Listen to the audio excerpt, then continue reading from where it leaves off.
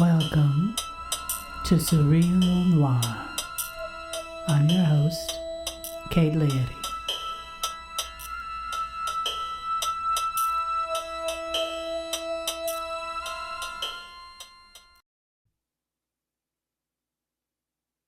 Welcome to another episode of Surreal Noir here in the bleak midwinter. So, opening up with a little magic from Kate Bush, seasonal magic of snowflakes. I don't find snowflakes all that magical at the moment because I'm marooned in Michigan and there are too many of them. But this is a time of finding solace, and as the darkest day comes, which will have passed by the time this airs, we're always looking for that little spark of light to help us stay alive in these hard times. Today, as I record this portion of the show, after a not very wonderful night and a not particularly great start to the day, I decided to give myself the gift of listening to one of the Laurie Anderson lectures that I missed. She did a series in this past year. She did a series of lectures for the Norton Lectures for the Mahindra Humanities Center at Harvard. And I highly recommend them. If you go to her Instagram page, you'll find a link for them. Yes, I seem to be spending most of my time on Instagram. Images, not words. I'm short on words lately. But you can follow the links there. They're all on YouTube now, which is absolutely wonderful. In fact, I'm watching again ones that I have already seen and watched because I find her really inspiring, but also very comforting. I don't know, maybe it's our shared Midwestern heritage that I find it much easier to listen to her and to listen to her stories, because she's very much, at heart, she's a storyteller. You may think of her in terms of her art or video or the VR work that she's doing now, and of course always the music. But at the heart of everything is the stories that she tells. So part of what I think I've always found inspiring in her work is not so much a refusal to wear labels as just not bothering with them, not really concerned about them. To be a writer, to be an artist, to be a musician, to make videos, to make films, to go here and to go there, and to just not really think about it. And I find that one of the most compelling parts of her career is this willingness to take up opportunities. She tells a story, and I think this is the second lecture, which is called The Forest. And she tells a story, which I think she tells again in one of the others, but it's such a great story about performing at a jazz festival in Germany and talking about her performance type, which she recognized that some people have parodied. But this inclusion of long pauses, which I have to say unconsciously, I realized that I have a lot of those as well. But this inclusion of long pauses, during this particular performance, there was one pause that went on perhaps longer than intended. She says the pauses are really about not knowing what will come next, not knowing what she'll say or sing next. But in that long pause, somebody in the crowd shouted out, "Play jazz!" And she said, fair enough.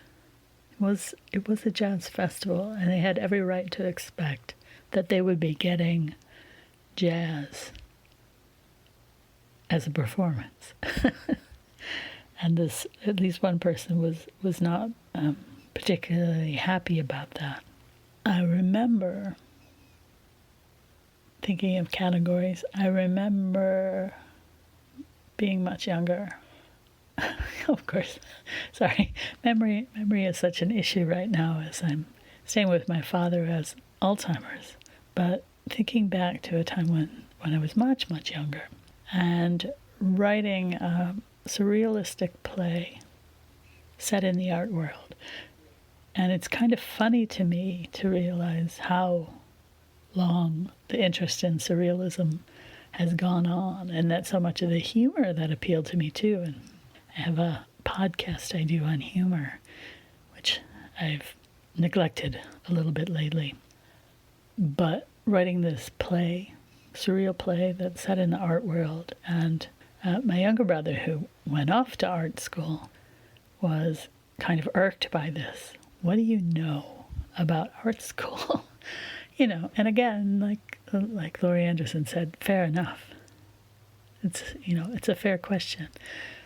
And at the time, I didn't really have anything to say. But looking back, I think what I did know about the art world, which I know much more about now than I did then, here in this same place, how much I've gone and then still returned to this same place.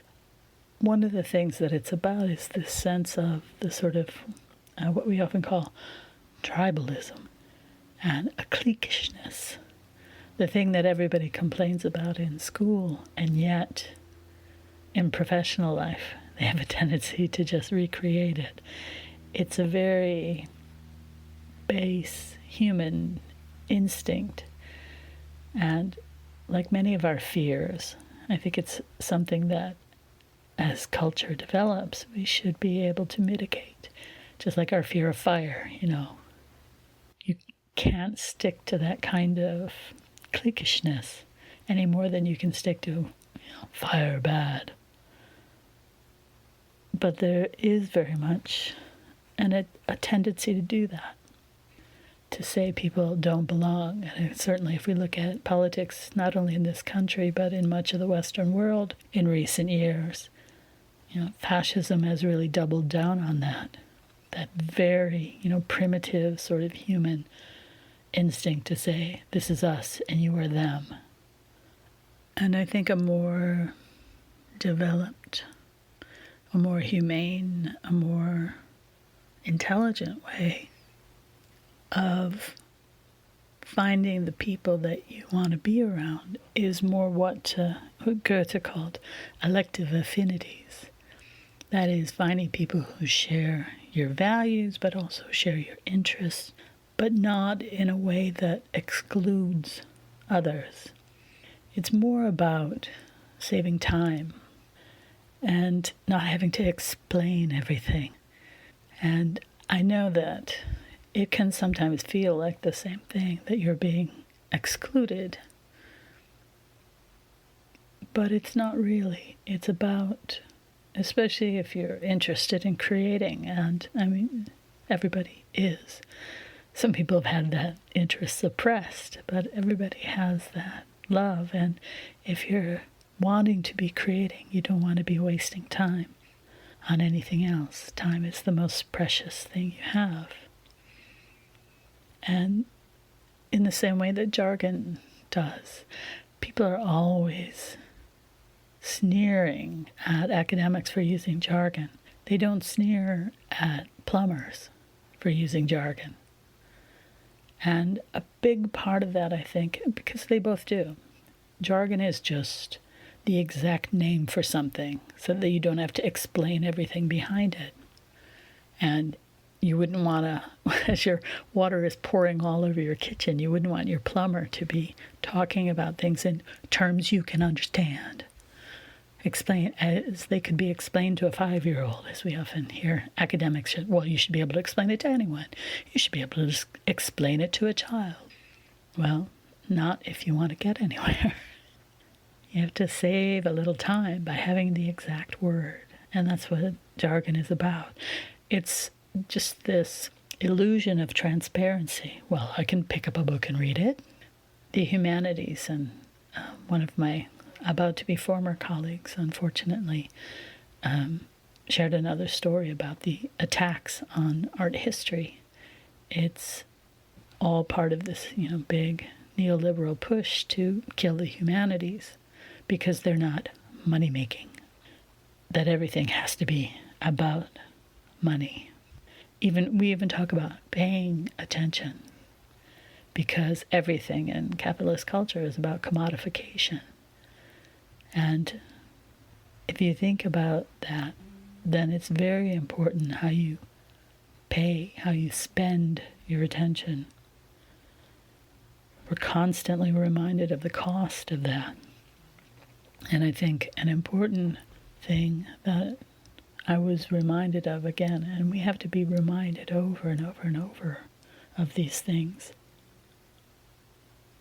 reminded by Laurie Anderson's lecture that I listened to this morning, is that a big part of it is just don't get in the way of your own wonder.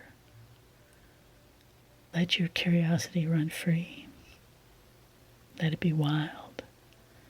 And don't think, do I have a right to do this? Am I an artist? Am I allowed? Follow it. Follow that wonder. Follow that sense of fun. And enjoy it. And that was Laura Canell and Kate Ellis and the University of Glasgow Chapel Choir singing Fare Thee Well Together, which is from December Sounds, which is the latest and, I suspect last of the year-long project of These Feral Lands, which I have to say has just been fantastic. There's something about the sounds together that they've put. It has the beauty of the impromptu and just all the melancholy of these times, as we say. Well, thinking about not getting in the way of your wonder and trusting in your instincts, as artists are meant to do. I suppose that there are some cautions about that. My combination of the noir and the surreal this episode has to do with the Parker-Hulme murder case, which probably many of you will know from Peter Jackson's film Heavenly Creatures, which is how I first learned about it.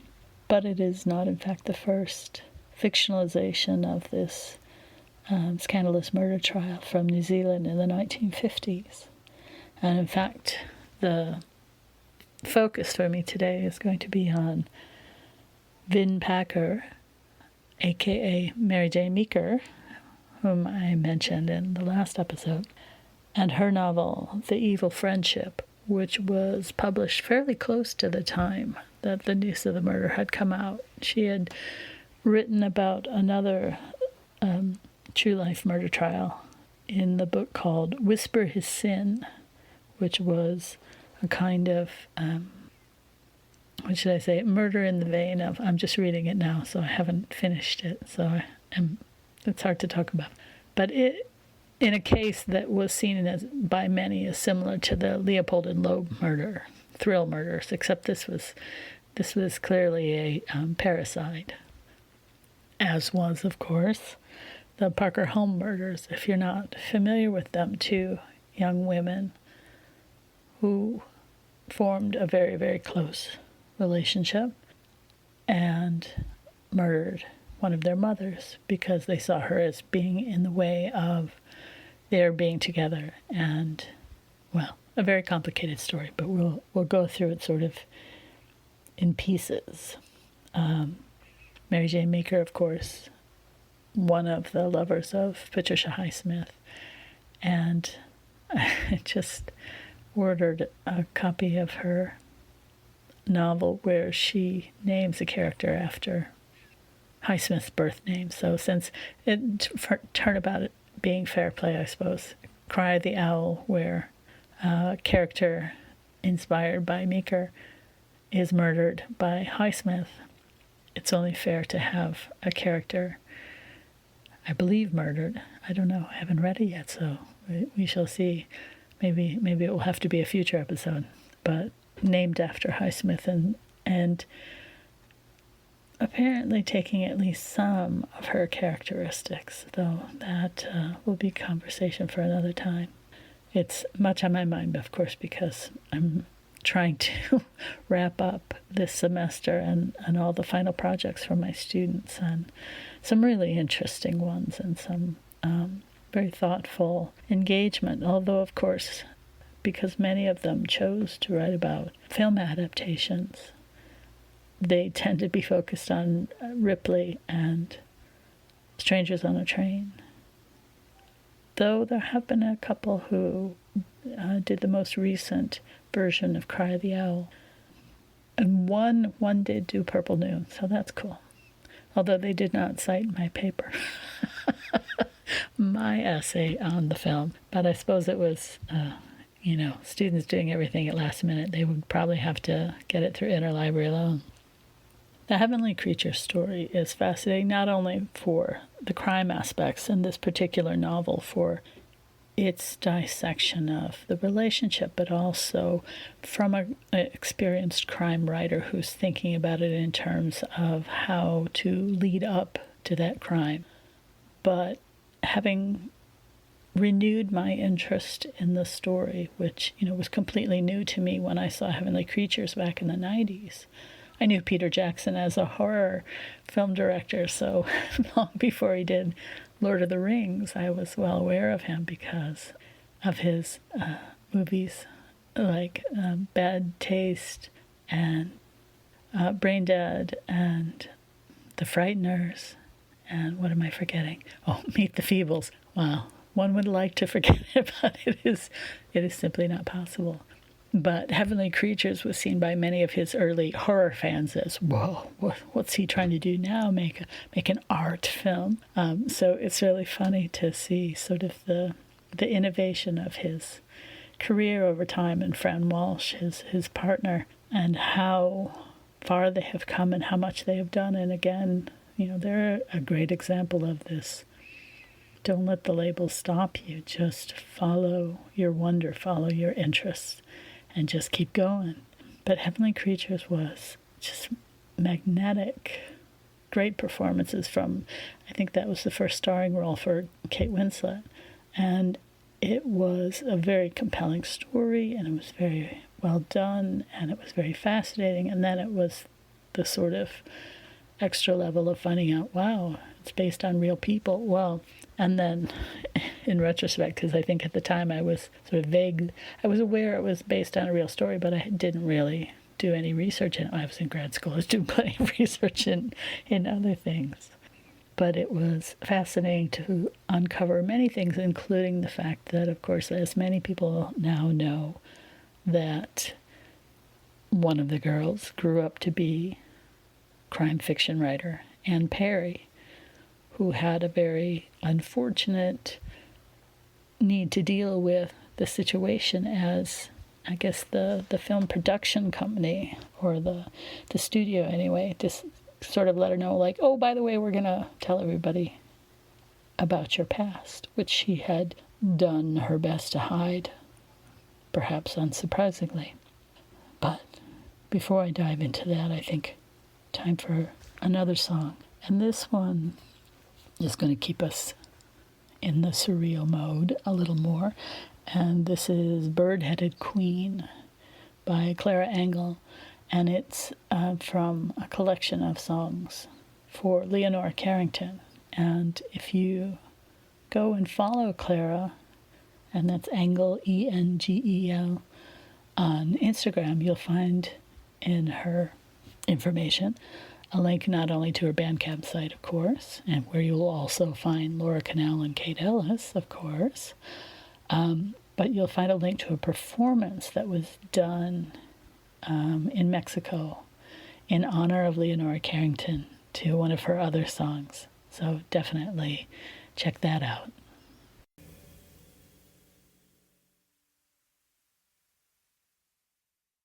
The wounded child inside many females is a girl who was taught from early childhood that she must become something other than herself, deny her true feelings in order to attract and please others. The words of the unfortunately late, great Bell Hooks, who has been mourned very much by many people I know, and very much on the mark about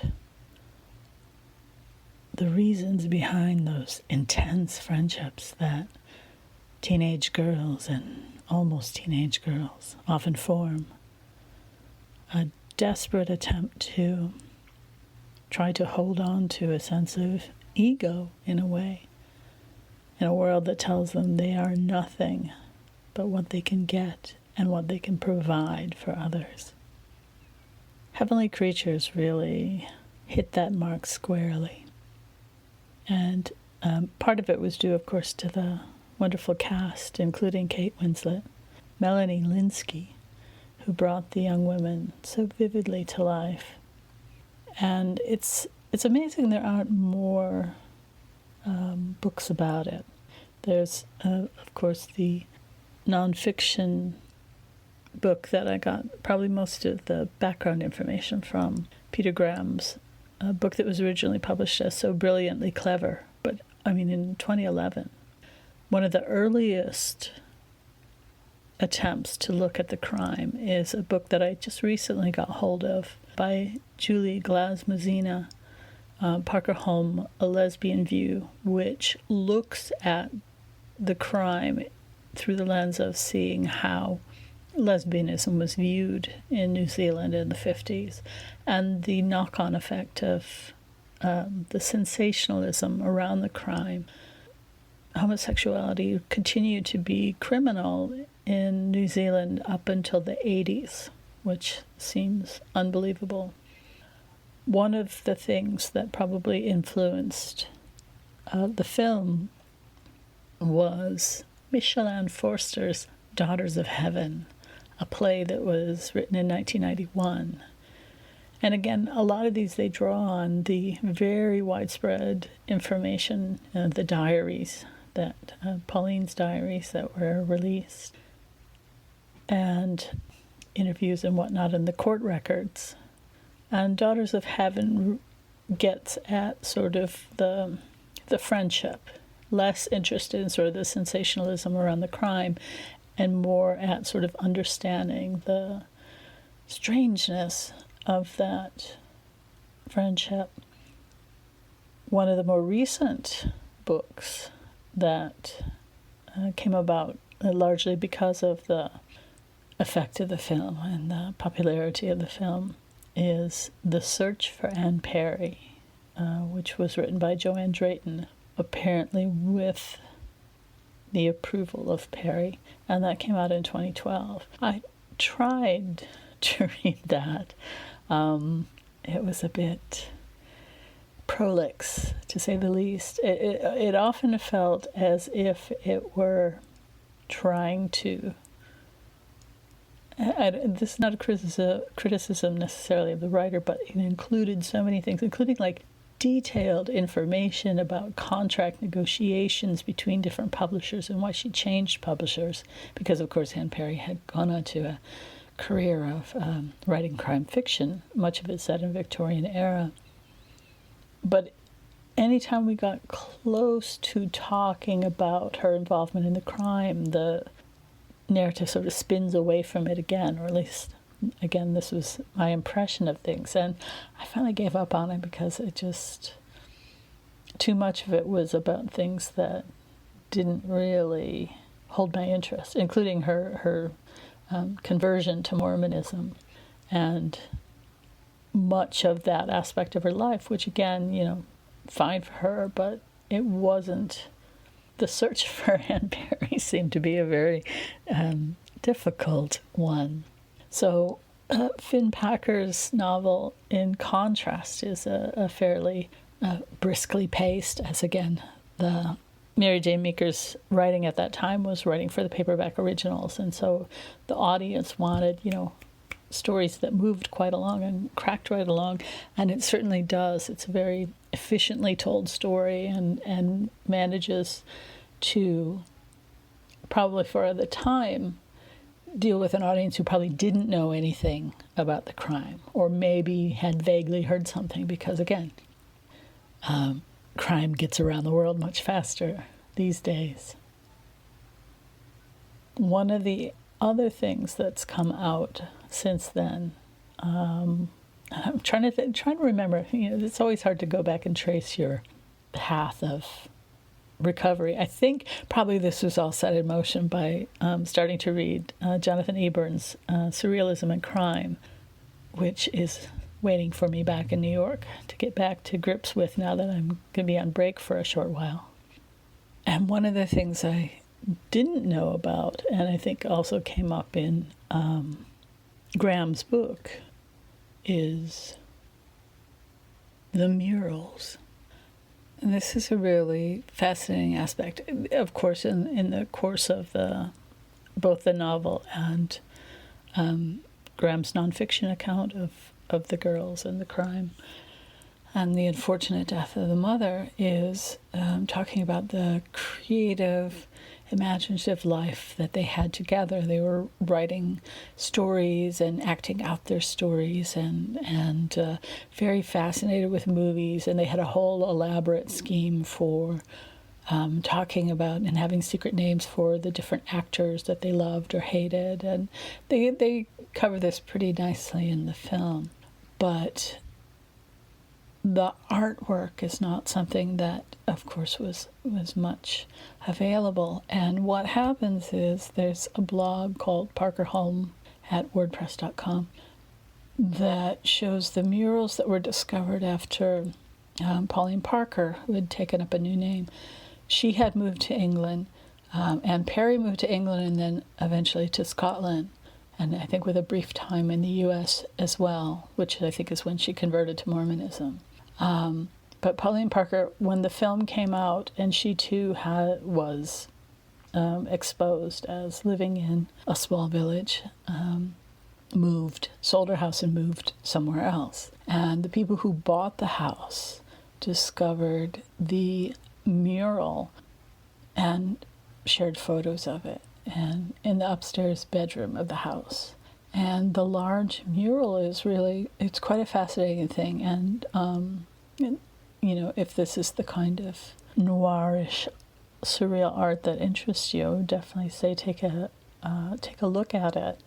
But it's, again, this kind of, in many ways, sort of, it has a 19th century feel, medievalism revival to it. And there are images of course, the two young women in various kinds of garbs and disguises, and with very folkloric and mythological almost figures in various kinds of interactions, and almost all of the figures wearing masks.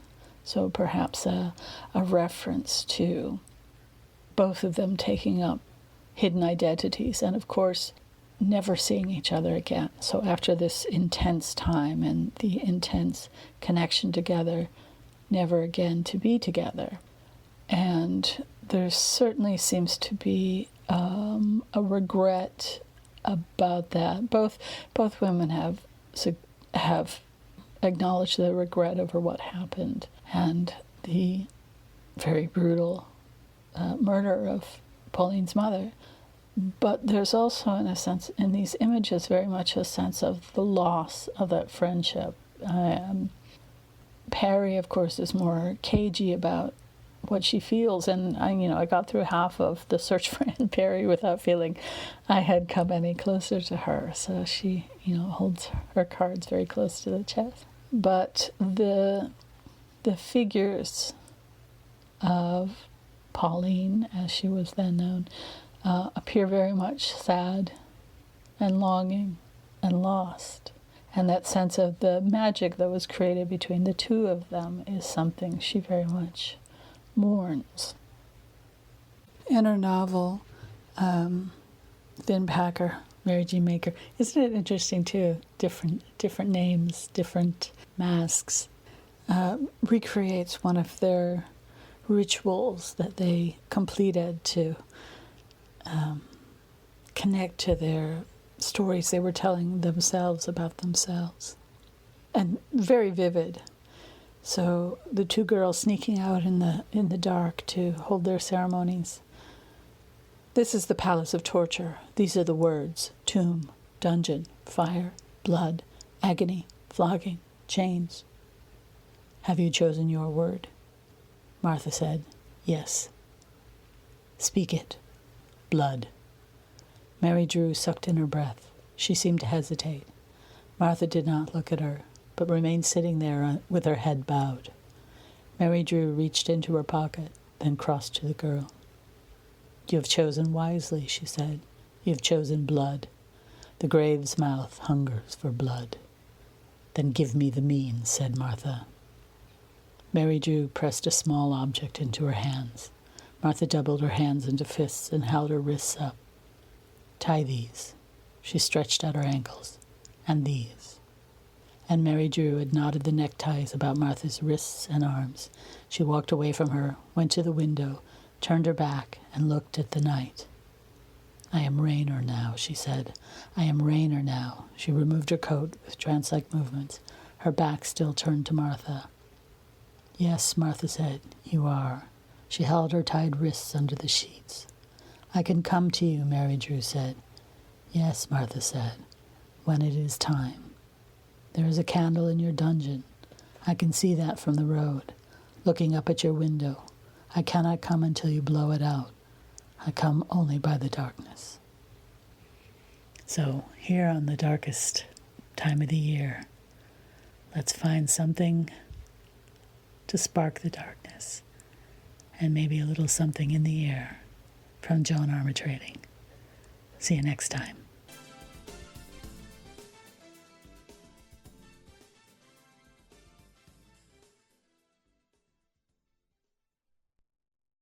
Just before I end, a quick follow-up because there were several texts in this episode. First, Vin Packer, a.k.a. Marijane Meaker's The Evil Friendship, which came out in 1958. Julie Glamuzina's Parker-Hulme, A Lesbian View, came out in 1991. Michelanne Forster's Daughters of Heaven, 1991. Peter Graham's So Brilliantly Clever, which was published under another name too, 2011, and Joanne Drayton's The Search for Anne Perry, 2012. And the murals can be found at parkerhulme.wordpress.com. Hear you next time, or you'll hear me, I guess. Bye.